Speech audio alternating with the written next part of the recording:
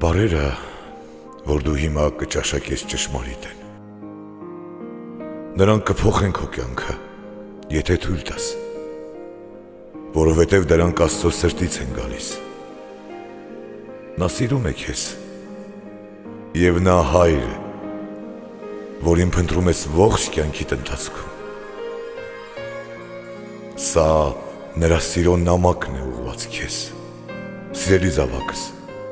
Գուցե դու ինձ չես ճանաչում, բայց ես քո մասին ամեն ինչ գիտեմ, ամեն բան գիտեմ, գիտեմ երբ ես քնում և երբ արթնանում։